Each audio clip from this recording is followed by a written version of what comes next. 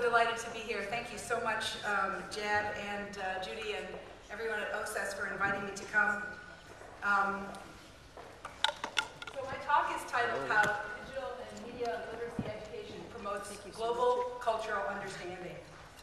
And for the last day or so that I've been at the conference, I realized that in some way the differences in language, the differences in our cultural institutions, including our schools, lead us to use different terms for three distinct dimensions at the intersection of media, technology, and education. And so I want to clarify three distinctions that have been floating around at the conference for the last couple days that I think are important to tease out. Many of us, for the last few days, have been talking about the work we do in preparing the journalists and the media professionals of the future as part of our work in higher education to prepare students for, well, careers that we ourselves acknowledge are unknowable, right? At the rate of change in contemporary society and our media industries, we really are preparing students for jobs that we can't really imagine yet. So at the very apex of my triangle, one subset of us are deeply invested in preparing the media professionals of the future. There are lots of people, some people here at this conference, and of course many, many more around the world, who are interested in teaching with media and technology as an instructional tool. And so we're having a lot of robust discourse in our culture right now about using social media as an instructional tool, right? Using online learning as an instructional tool. Because it turns out everyone in education, whether you're a physicist or a biologist or a historian, we're all curious and interested in how we can use media and technology to improve the quality of teaching and learning in any discipline and in every discipline. So, in fact, there's a lot of people across a wide range of fields in disciplines interested in this area. And we, as communication scholars, we have a lot to contribute to that segment, that intersection of media, technology, and education. But of course, the area that I'm most interested in, and the thing that seems to me most powerful right now that's happening in many places around the world, is really teaching about media and technology. Both in terms of thinking about how to make audiences more active through exercise and respect as we carry on those activities both offline and online. So right now we're doing a lot of sharing, and that sharing is becoming increasingly normative and global. And in some ways, my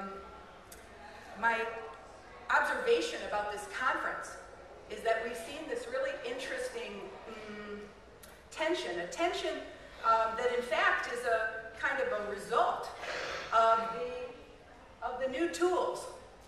And anytime we've observed over really the 20th century, anytime new tools rise into public consciousness, we have the protectionist empowerment dialectic operating. And for those of you who are outside of the education community, this tension is captured. Oh, it's not right. On your slide. It's got off. That's okay. This empowerment protectionist dialectic manifests itself in two ways. There's a subset of us, the protectionists, who are really concerned with what is lost. What is lost in the context of the new tools, right? What are the disadvantages and risks and dangers associated with immediacy and anonymity, with no editorial gatekeepers? And then there are those of us who are looking at the other side of the coin from an empowerment perspective.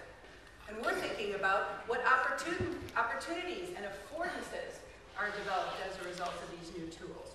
And that dialectic between protectionist and empowerment perspectives, I've heard all weekend at this conference, and so have you, right? Because in fact, that tension animates our discourse about the nature of media and technology as it influences journalism, political activism, business, and indeed education. It's in the area of education that this protectionist empowerment dialectic is particularly robust. Because not only are we facing these new tools, but also new texts. And I'm especially interested in the new texts of popular culture that are increasingly present on the many screens in our lives. So here's a little test.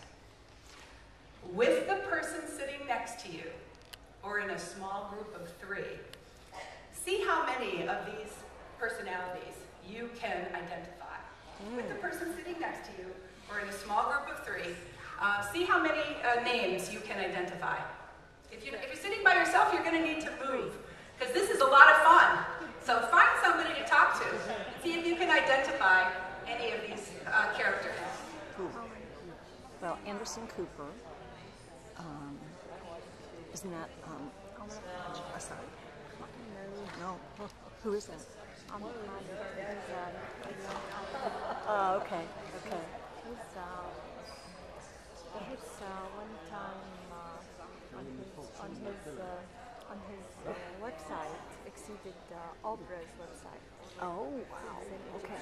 He's more into values and moral values and Arab views. Okay, so any partners in the room, identify all 6. All 6. Not a single team in the room could identify all 6 characters? No way. Okay, how about 5? Raise your hand if you could identify 5.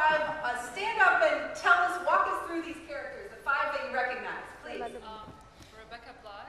Rebecca Black, the worst singer in the world. Amr Khalid. Amr Khalid, the famous preacher. Amr Diab. Amr Diab, the famous pop star. I only got 2. Snooki, and who is she? The horrible TV show Jersey Shore. Okay, the reality star, the reality TV star. And Anderson Cooper. Anderson Cooper. And who's he? CNN. He works for CNN. And the lady in the middle? Sonia Sotomayor, the U.S. Supreme Court Justice. Yes.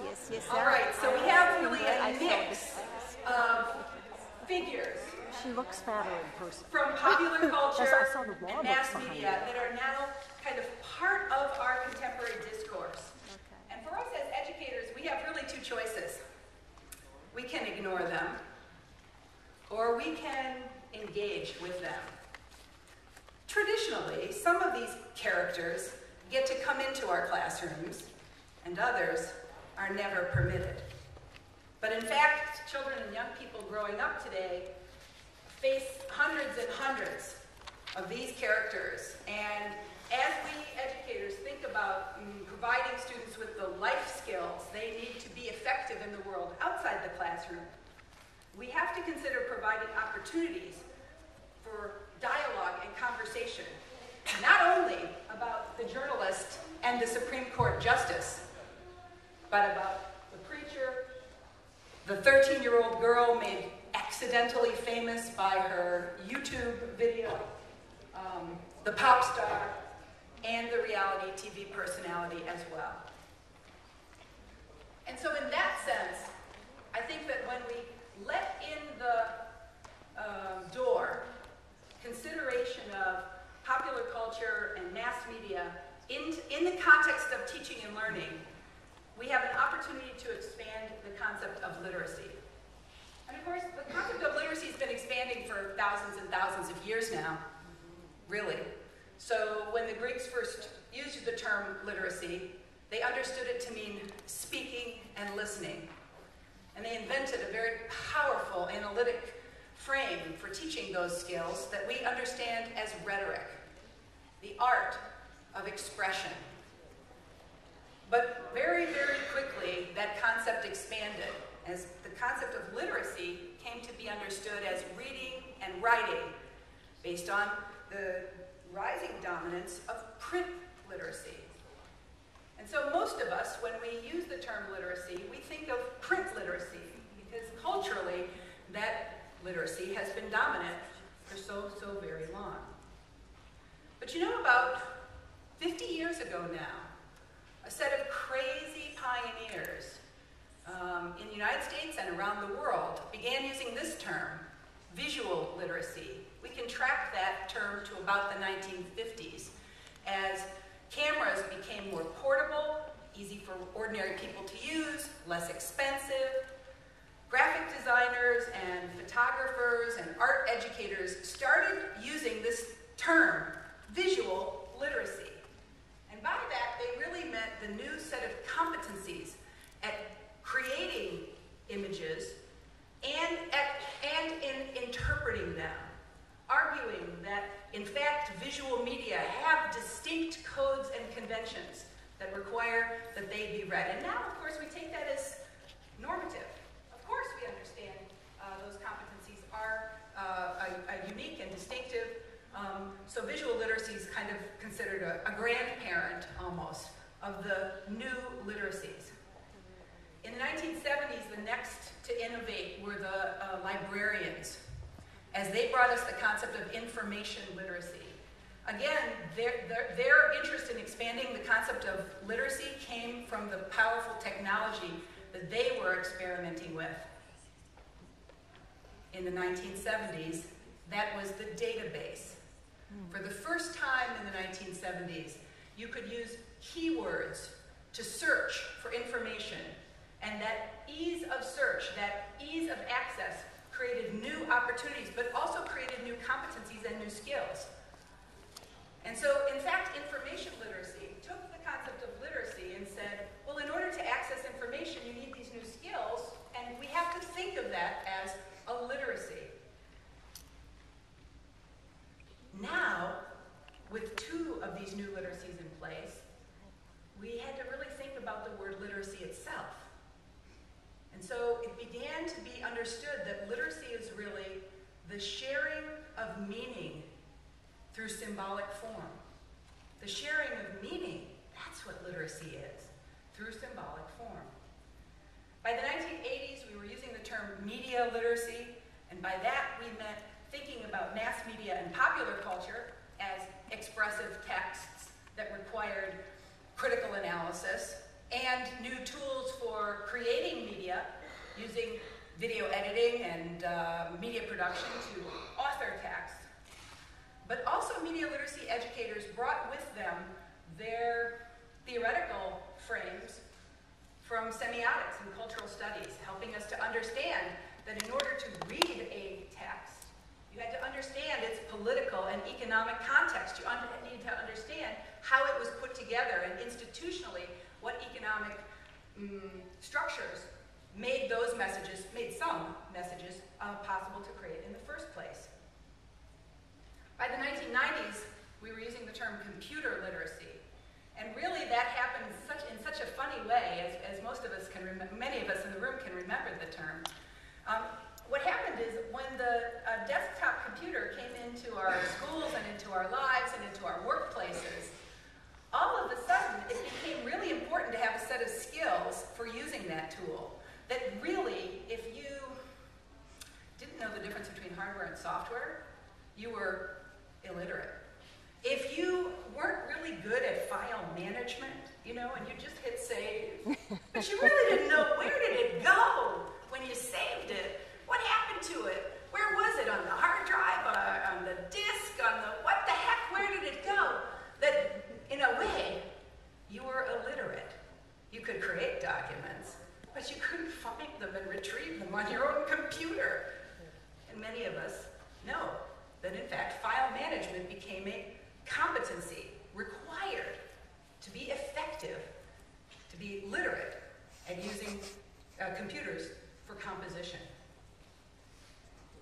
Recently, in the last few years, we've seen the rise of this term, news literacy, this idea that there's a distinct set of knowledge and skills associated with understanding and evaluating the quality of news, current events, and journalism.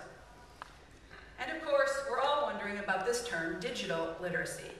Some people use it to mean the set of social competencies we need to have to understand how to distinguish between what's private and what's public, how to construct our identities in online environments, how to appropriately share and disseminate ideas using social media. So all of these family of new literacies reflect distinct disciplinary traditions that have emerged over a 50-year period. And for the most part, for the last 50 years, as I have argued in another place, we've been having an endless series of great debates about them, noticing the differences and the nuances that distinguish these new literacies, rather than the underlying concepts that unite them. Because you know, in the academy, that's how we get rewarded, right? We get rewarded for identifying our unique positions and distinguishing between our positions in very subtle and nuanced ways. So I spent a lot of years arguing how distinct media literacy was from information literacy, and how superior media literacy was to those crazy librarians who were talking about information literacy. And I now am coming to understand how that strategy has really had a negative impact on the rise in new literacies if we think of them all together. So I think actually where we're at right now is a place where there may be more momentum for new literacies if we pay attention to the shared theories and pedagogical strategies that unite these new literacies, rather than the picky little nuanced differences that distinguish one from the other. So I would propose to you one expansive, oh, it really is cut off, so it says, one expansive conceptualization to unite them all. Okay. So I propose two big ideas in one expansive conceptualization. What we call it new literacies. Call it digital and media literacy. Call it what you will in your native tongue, in your native language, with a cultural tradition that makes sense to you. It doesn't matter what you call it. But if we look across that 50 years of new literacy landscape, we see some key concepts, some key theoretical ideas that link them all together. The first big constellation of ideas I would identify as authors and audiences, where we historically have thought about an author in terms of their purpose and their point of view, in terms of the institutional and economic context in which they work, in terms of their use of power and voice and agency. And we've also thought about, across all those new literacies, audiences. Thinking about audiences as constructed, as commodities, as an intensely central part of the industry that sustains media industries to begin with.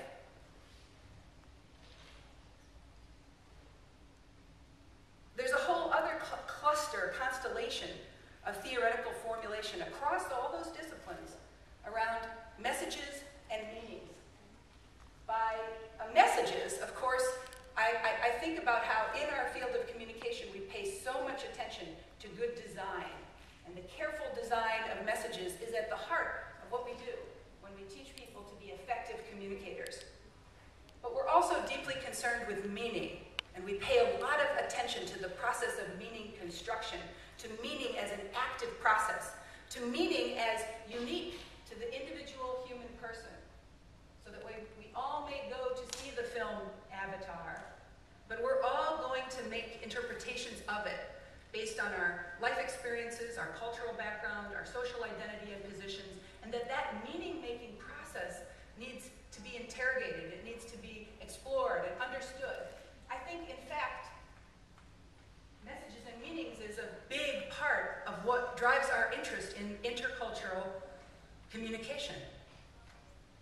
But then there's another set of big theories that I think of as clustered around the concept of representation and reality. This idea of thinking about the relationship between the symbol and the referent, and it goes far back in our field to think about the way in which symbols work in relation to the objects and the experiences of the real world.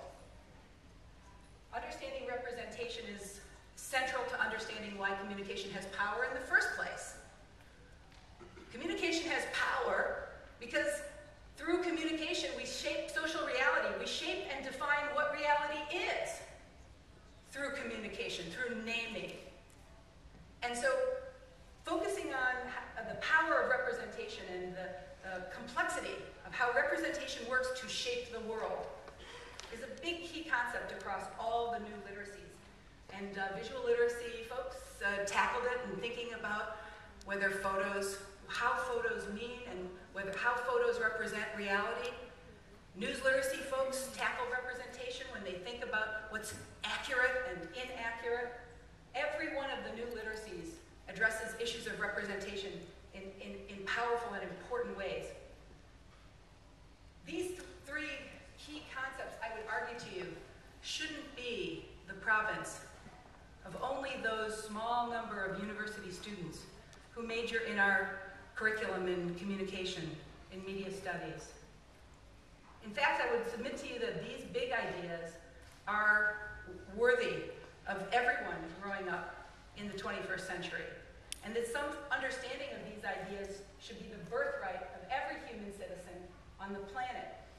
As surrounded as we are by media and communication, these sets of ideas offer important insight on being an active participant in the media scene today. All right, but not only, think of the key concepts as like the inside of the ring, right? The heart of our work and our interest, our curiosity, our intellectual curiosity that brings us to the study of communication comes from some of these big theoretical ideas. But I would submit to you also that the ring includes the outside of the ring, which is how we transmit these ideas, how we communicate these ideas, and how we teach and learn about these ideas. And I would argue to you, as I did in the white paper that I wrote for the Knight Foundation, Digital and Media Literacy, a Plan of Action, as well as in my new book, that really the learning process of digital and media literacy includes 5 elements: access, analyze, create, reflect, and act. So I want to talk about each one of these right now. The first dimension of the learning process, and these 5 learning processes, I believe, are deeply embedded in all those new literacies. And so in a review essay that I wrote about 3 years ago, I really saw these threads coming through in the pedagogical literature of all the new literacies. Access involves being able to comprehend and make sense of all sorts of texts. So I want to underline that. Sometimes when we use the term access, we think of like the second one, using technology tools well, or gathering information independently. But really, being able to make sense of the little black squiggles on the white page, that's an access skill. Because without reading, I can't access information. One of the things that frustrates me about the new literacies people is they sometimes forget that reading comprehension is a core skill here, and you're really not going to be very effective online if you're not a good reader. Sure. So we want to help our students understand that this skill, this access skill, involves making sense of symbols in whatever form the symbols come. In my teaching and learning, I now have to spend a lot of attention to comprehension, because my university students are not as skillful readers as I want them to be. And for a lot of years, I blamed those elementary and secondary teachers. It's your fault. Then I started working with them and discovering it wasn't really their fault at all. And that in fact, learning to read well requires scaffolding, requires practice, and requires support. So I take on that obligation myself in my university classes, as I hope you do too. In my own teaching, I also struggle with the third one: gather information independently. It's just so much easier to put the texts I want students to read or watch in front of them. I select them carefully at the beginning of the semester. I line them up in the proper sequence, and my students simply consume. In fact, when I ask my students to go gather information independently, they often make very poor choices, right? They don't look in peer-reviewed journals, right? And their ideas of what it means to gather information are different than mine. So for the many years that I didn't ask students to gather information independently, I have now made it a significant priority in my own teaching, as I scaffold and support students in learning how to do that. Not assuming that they already know how to do it, but in fact providing careful, structured experiences where they get to practice that skill and exercise that muscle, because that muscle takes practice to learn how to do well. So one kind of activity, one kind of assignment I do, is simply asking students to find and summarize information from multiple points of view. That activity I would consider to be a core access skill for new literacies. Let's take a look at the second dimension of the learning process, the skill we call analysis. This really is our bread and butter at the university level. We want students to ask good questions, to evaluate the quality and value of messages, and to explore context in meaningful ways. This idea of exploring context in meaningful ways gets at some tension that we experience in higher education. You're completely aware of this, I know. Because in fact, many of our university traditions, our knowledge-sharing traditions, are built on the transmission model, right? I have context and background knowledge that I transmit to you via lecture. In fact, since the Middle Ages, that has been the dominant instructional strategy in higher education. So we, professors, often spend a lot of time on that. Let me fill you in on the background behind this. But I would submit to you that the heart of this competency is the first item: asking good questions. And that really that's the competency we want our students to be able to engage in. That's the transferable skill that will help them long after they leave our lecture halls. That's the skill they need to practice in order to be lifelong learners. So thinking of analysis, not so much as filling in the gaps in what they don't know, but in thinking about how to help students ask good questions, should be at the center of what we do in teaching and learning. Let's talk about the third learning process, composition. For many years, I didn't call it composition. It just struck me really only about a year ago to change my terminology. Of course, I called it, like all of you do, production. Yeah. Right? It's production. We're producing. We're producing radio shows, podcasts. We're producing news stories. We're producing whatever we're producing. But I came to realize that that term production is really inappropriately loaded with an industrial metaphor that I don't think works anymore. And that we should return to the original term, composition, right? Using multiple modes of expression, reaching authentic audiences, and manipulating content and form in relation to purpose and audience. This skill really is at the heart of what we think about when we think about literacy, you know? To make, to compose, to create, to share meaning through the manipulation of symbols. So a classic activity that we do, composing a message for a specific author, purpose, or audience using image, language, and sound. Here's the fourth dimension of the learning process, one that I think is deeply important to many of us in higher education, the practice of reflection.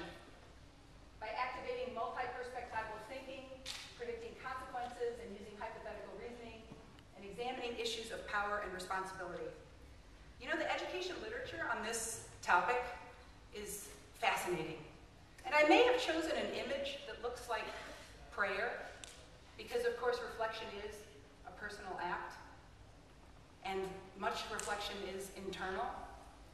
But in fact, the more I read and thought about this concept in terms of pedagogy and instruction, I realized actually the best reflection is social. It is through dialogue, it is through engaging in dialogue that we have opportunities to deeply reflect on our own selves and the people in the room with us.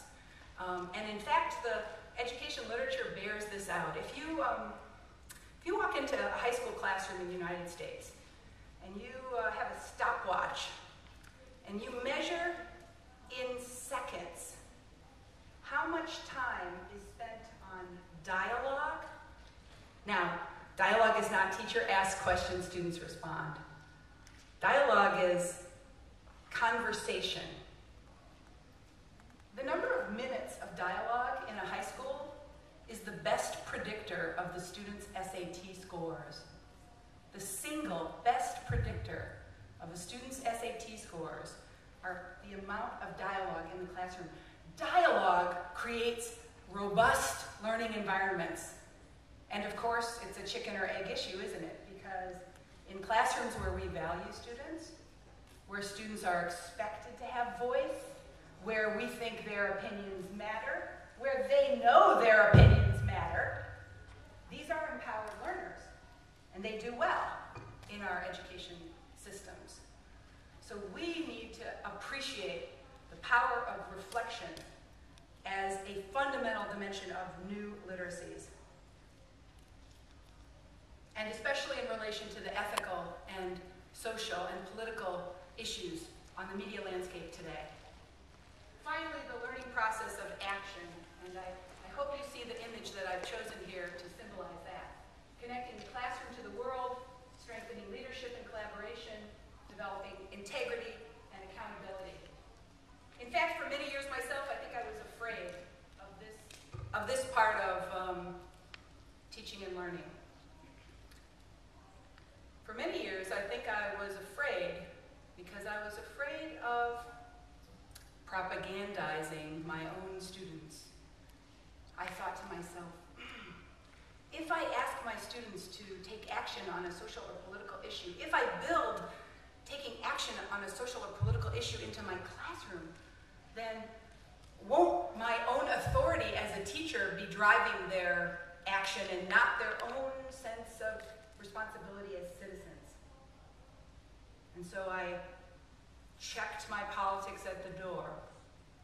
I took them through all 4 of those stages, and I talked about this one, but we didn't do it.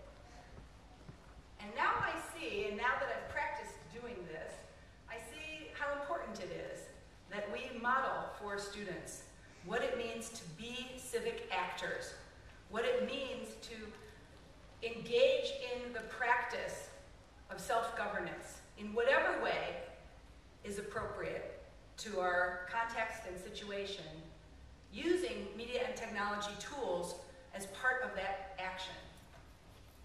So I think a typical assignment: create and disseminate a media message that accomplishes a civic purpose. That's part of our responsibility as teachers and as learners, to engage in those practices as we strengthen the muscles to be civic actors. All right, so how do you support the learning process of digital and media literacy? Well, we've had 3 days of this conference to explore that important question, and it's been exciting to see how many of you have done that. But I'd like to take it down a notch, which is to talk a little bit about what it looks like to do that process in the context of working with very young children. Because some of you know that most of my work has been with elementary and secondary teachers, helping them to apply these powerful skills in the context of primary and secondary education. So we're going to take a look at a video that we produced about an initiative that really made an effort to address issues of promoting global understanding, working with a group of elementary school children in the United States, and a group of students in Kuwait. Let's take a look. Partnership between America and Islam Lights? must be based on what Islam is, not what it is.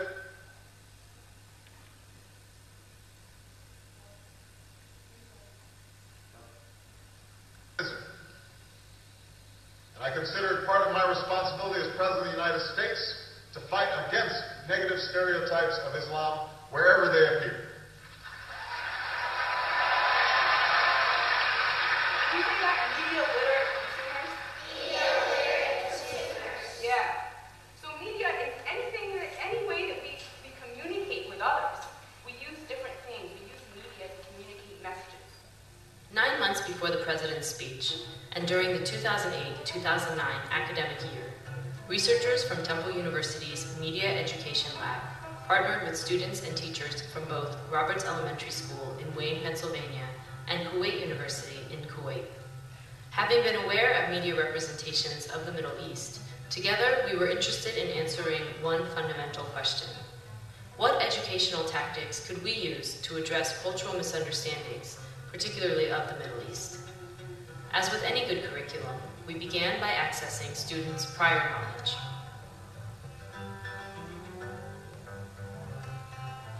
Let me explain what you guys got to do. If everyone paying attention, so you look at each image, right? And as a group, you talk about, is this happening in the Middle East? Does this picture look like it's taking place in the Middle East, or does it not look like it's taking place in the Middle East? That's the Middle East or not? I don't think it's Africa is hot. I've never been. Look at the smart board.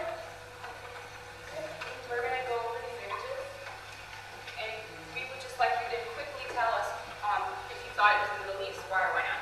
So go ahead. No, it is not the Middle East because they are ninjas.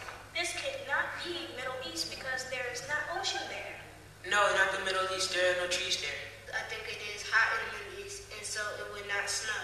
It looks like a mall, and I don't think the Middle East has malls. Now knowing 3rd and 4th grade students' prior knowledge about the Middle East, the Roberts teachers and media specialist Maggie Caverly took charge of introducing new knowledge to the students. For example, Mrs. Nancy Chili, a 3rd grade teacher at Roberts, read to her students from the book The Breadwinner by Deborah Ellis and assigned comprehension and analysis activities accordingly. I can read that letter as well as Father can. It was wicked! I like the part wicked. I like the part with There you go. Yeah.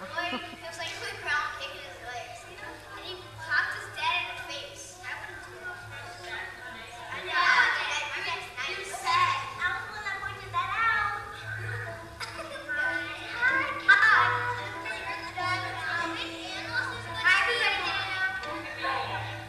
Hi, Mom. All right, let's give it up for Rawia Al-Humaydan, who helped finish this project. Woo-hoo, thank you, Rawia. Thank you.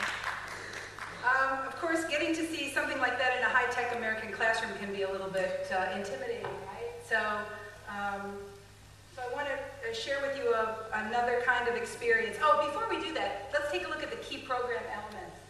Students got to activate prior knowledge and dismantle stereotypes, gather information on their own as 3rd graders to extend cultural knowledge, represent ideas through image, language, and sound, develop critical analysis skills, use film to develop emotional connectedness to the other, understand the constructed nature of film, strengthen dialogue through online creative expression. And when we took this to a high school, we did it in the context of a low-tech experience. In fact, we led a youth workshop on media representations of Iranian culture. And this curriculum is online. Really interesting stuff.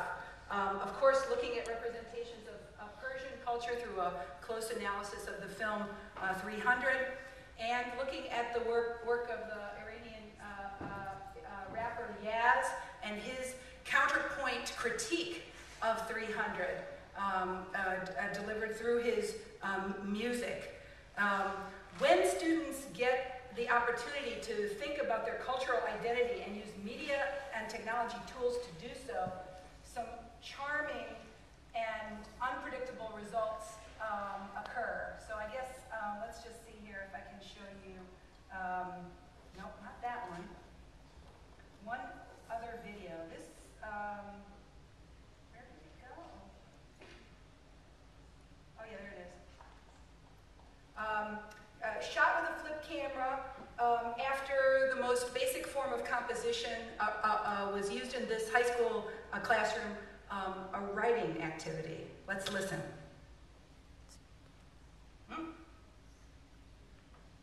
Oops, sound. Can we try again? Sound? Memory that you kind of recall a moment that, you know, a memory that you had where you thought, man, like, I love Iranian culture, or I love being Iranian, or, you know, some sort of key experience that you've had in relation to Iranian culture. And, you know, I didn't want to make anyone sort of just go out on a limb and read their story first, so I just wrote one myself. Okay, so each young person is asked to write a story about what they love best about being Iranian or Iranian American, something about their cultural identity that's important to you. Listen to Bedad's poetry about his own sense of cultural identity. I'm just going to read it now. Oh, can we videotape it? You can. You can videotape everything. Thank you, Bedad. I have no shame. I pull my chair in and take my spot at my family's dinner table as I wait for the coming meal. My eyes widen in excitement and my stomach growls in naked anticipation. Both of them have been here before. They know what's about to happen. They can't wait, and they're making no secret about it. Soon there will be a mountain of aromatic rice on the table. It won't be any old saffron peaked mountain of polo. It will be a true Mount Everest of this nutritious grain. There will be so much rice I would have to hire a Sherpa guide, buy some llamas, and wear an oxygen mask to scale it. If I ever got to the top of the legendary peak and planted my flag, I would be remembered forever in the annals of Iranian history. Children in burnt-colored traditional outfits would sing my praises in popular folk songs, and my image would be displayed in building-sized murals over the streets and highways of Tehran. But back to the matter at hand. The rice is really just a medium for the meal to come. It's just a pack animal meant to carry the succulent broth, moist meat, and savory vegetables of the borscht. Soon there will be a shimmering lake of Ormasapsi to accompany the Polo Mountain. The bottomless waters of Lake Ormasapsi are deep emerald from the heavy quantity of chopped parsley and cilantro they contain. Eternally scrumptious aromas arise from the depths of Lake Ormasapsi. Empires rise and fall, revolutions come and go, but the smell of Ormasapsi is immortal. The locals say Lake Ormasapsi was made by an ancient but ever youthful Persian goddess named Suri, or as I like to call her, Mom. The rice arrives, the horse soon follows. I take my first bite. All right, so any boy who writes a poem about his mom's cooking is all right in my book, okay? All right. So one of the things for the lab's experimentations with doing digital and media literacy with children and teachers in elementary and secondary schools, one of the things we've discovered is what are those characteristics? What are the characteristics of that learning environment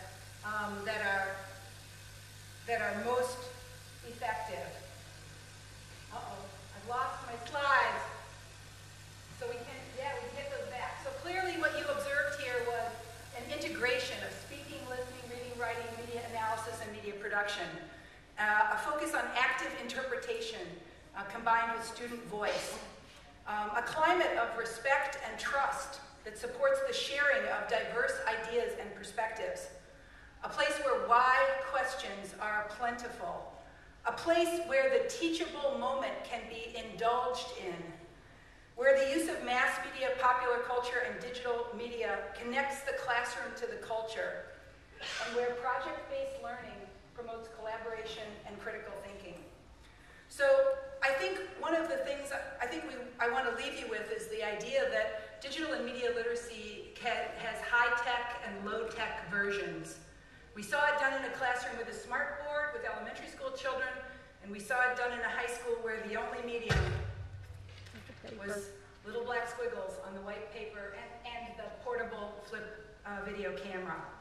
In fact, I hope that we won't have to use the concept new media, new literacies.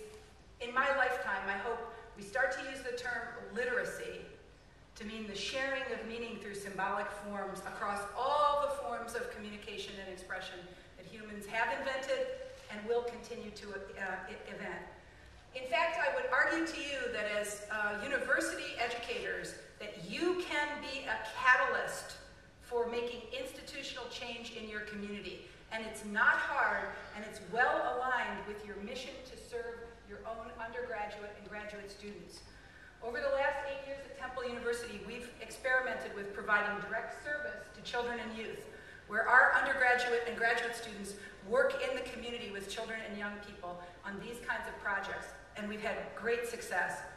Where students can enroll in a field experience course, where for college credit they get the opportunity to have experiences talking and thinking about media literacy, combined with opportunities to work out in the field with a classroom teacher to bring some of these ideas into the classroom.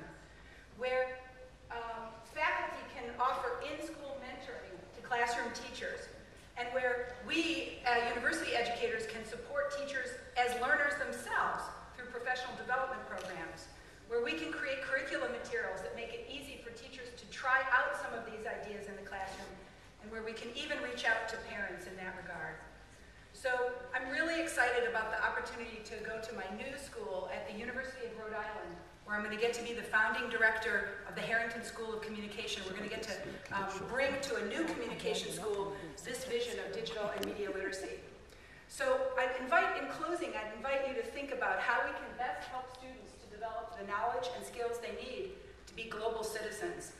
Because in fact, the reality of it is, for us to help our students develop these competencies, we ourselves need to be fed. And so through conferences like this, through conferences like OSAS, we have the opportunity to share and learn from each other as we come back to our universities and campuses with innovative ideas for trying new practices, for fueling our